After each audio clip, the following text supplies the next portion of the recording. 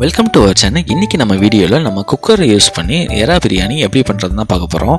நார்மலாகவே பார்த்திங்கன்னா mutton biryani, chicken biryani எல்லாமே சாப்பிட்ருப்பீங்க. இந்த மாதிரி ஒரு வாட்டி நீங்கள் ப்ரான் பிரியாணி நீங்கள் செஞ்சு சாப்பிட்டு பாருங்கள். கடையில் நீங்கள் வாங்கி சாப்பிடவே மாட்டீங்க. நெக்ஸ்ட் டைம் நீங்கள் ப்ரான் எடுத்திங்கன்னா கண்டிப்பாக இந்த மாதிரி தான் நீங்கள் செய்வீங்க.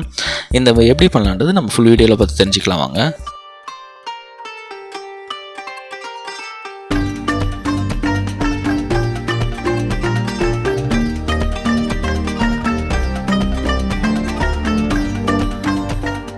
ஃபஸ்ட்டு குக்கரில் ஆயில் 150 கிராம் ஆயில் சேர்த்துக்கோங்க. சேர்த்துட்டு இதில் நம்ம இந்த ஸ்பைசஸ்லாம் ஆட் பண்ணிடலாம். இதை ஸ்பைசஸ் பொறுத்த வரைக்கும் பட்டை, லவங்கம், கிராம்பு, அதுக்கப்புறம் கல்பாசி, ஏலக்காய் பார்த்திங்கன்னா 3 பீஸ். நெக்ஸ்ட்டு சோம்பு ஒரு ஸ்பூன் சேர்த்துக்கோங்க. அதுக்கப்புறம் ஸ்டார் பூ அது மாதிரிலாம் சேர்த்துக்கோங்க.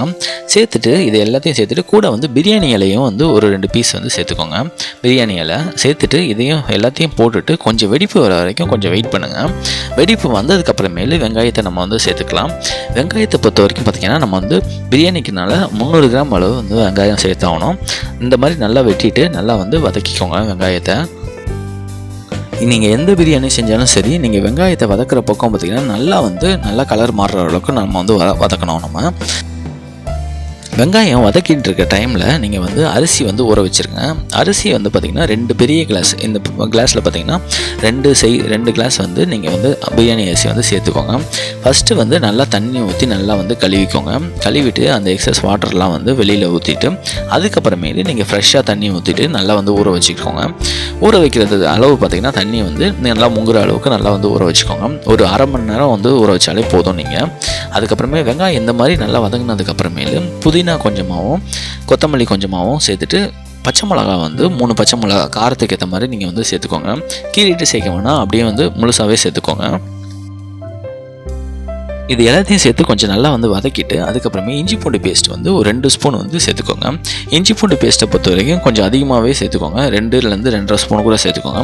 எறா பிரியாணியை பொறுத்த வரைக்கும் நீங்கள் அதிகமாக சேர்த்தா தான் கொஞ்சம் நல்லாயிருக்கும் உங்களுக்கு சாப்பிட்றதுக்கு. இஞ்சி பூண்டு பேஸ்ட்டு கொஞ்சம் நல்லா வதங்கி அந்த பச்சை வாசனைலாம் போனதுக்கப்புறமேலு மஞ்சத்தூள் ஒரு பிஞ்ச் அளவு ஒரு அரை ஸ்பூன் சேர்த்துக்கோங்க. சேர்த்துட்டு நல்லா இதோட சேர்த்து நல்லா மிக்ஸ் பண்ணி விட்டுருங்க. நெக்ஸ்ட்டு காரத்துக்கு பொறுத்த வரைக்கும் பார்த்திங்கன்னா ரெட் சில்லி பவுடர் ஒரு ஸ்பூன் சேர்த்துக்கோங்க. சேர்த்துட்டு உப்பு உங்களுக்கு தேவையான அளவு சேர்த்துக்கோங்க. சேர்த்துட்டு கொஞ்சம் நல்லா கிளறி விட்டுக்கோங்க. நார்மலாக ரெட் சில்லி பவுடர் பார்த்திங்கன்னா நம்ம கம்மியாகவே சேர்த்துக்கோங்க. ஏன்னா ஆல்ரெடி நம்ம பச்சை மிளகாவும் சேர்த்துருக்கோம். அப்படி காரம் உங்களுக்கு அதிகமாக தேவைப்படுதா நீங்கள் அதிகமாக கூட சேர்த்துக்கோங்க. நெக்ஸ்ட்டு தக்காளி ஒரு 3 தக்காளி, நல்ல பெரிய தக்காளி இந்த மாதிரி நல்லா வெட்டிட்டு நல்லா சேர்த்துக்கோங்க. சேர்த்துட்டு கொஞ்சம் நல்லா வதக்கிக்கோங்க. அதுக்கப்புறமேலு நம்ம கொஞ்சம் வதங்கினதுக்கப்புறம் எறா சேர்த்துக்கலாம். எறாவை பொறுத்த வரைக்கும் பார்த்திங்கன்னா நீங்கள் மஞ்சள், இஞ்சி பூண்டு, அதுக்கப்புறமேலு ஒரு சில்லி பவுடர் கொஞ்சமாக போட்டு நல்லா மிக்ஸ் பண்ணி ஊற வச்சுக்கோங்க. ஊற வச்சுட்டு அதுக்கப்புறமேலு நீங்கள் சேர்த்துக்கோங்க. இது மாதிரி பண்ணி சேர்க்கறதுனால நமக்கு நல்லா அந்த எறா டேஸ்ட் நல்லாயிருக்கும். நீங்கள் இந்த டைமில் நீங்கள் அப்படியே வெள்ளையாக போடாமல் இந்த மாதிரி ஊற வச்சு இந்த மாதிரி சேர்த்து இதை ட்ரை பண்ணுங்கள். நல்லா டேஸ்ட்டாகவும் இருக்கும் நமக்கு. நெக்ஸ்ட்டு இதை மூடி போட்டு கொஞ்சம் நேரம் வைங்க. கொஞ்சம் நேரம்னா ஒரு அரை நிமிஷம் வச்சா போதும். அரை நிமிஷம் வச்சதுக்கப்புறம் பார்த்திங்கன்னா நல்லா கலர் மாதிரி நல்லா ஒரு கொதி வந்துட்டுருக்கும். இந்த டைமில் கொஞ்சம் நல்லா கிளறி விட்டுக்கோங்க.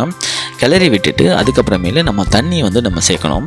தண்ணி நீங்கள் சாப்பாடோடு சேர்த்தாலும் சரி, இப்போ ஃபஸ்ட்டு சேர்த்தாலும் சரி, தண்ணியை பொறுத்த வரைக்கும் எந்த கிளாஸில் நம்ம அரிசி எடுத்துருக்கோமோ அந்த கிளாஸில் 3 கிளாஸ் தண்ணி சேர்த்துக்கோங்க. 2 கிளாஸ் அரிசி எடுத்துருக்கோம், அதனால் 3 கிளாஸ் தண்ணி சேர்த்துக்கோங்க. சேர்த்துட்டு கொஞ்சம் நல்லா கிளறி விட்டுக்கோங்க. கிளறி விட்டுட்டு அதுக்கப்புறமேலு ஒரு கொதி வரணும். நமக்கு கொதியை பொறுத்த வரைக்கும் நல்லா இந்த மாதிரி நல்லா கொதிக்கணும். நல்லா அந்த டைமில் நீங்கள் அரிசி நம்ம ஊற வச்சுருந்தோம் பார்த்திங்களா, அதை ஃபுல்லாத்தையும் அப்படியே சேர்த்துக்கோங்க.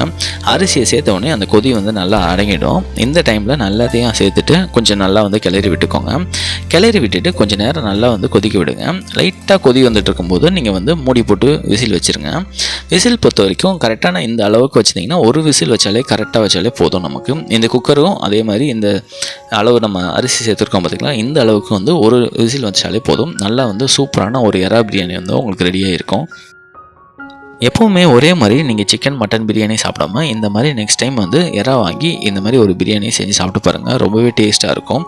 இந்த வீடியோ பிடிச்சிருந்தா நீங்களும் ட்ரை பண்ணி பார்த்துட்டு கமெண்ட்டில் சொல்லுங்கள். மறக்காமல் லைக், கமெண்ட் அண்ட் சப்ஸ்கிரைப் பண்ணிவிடுங்க. தேங்க்யூ.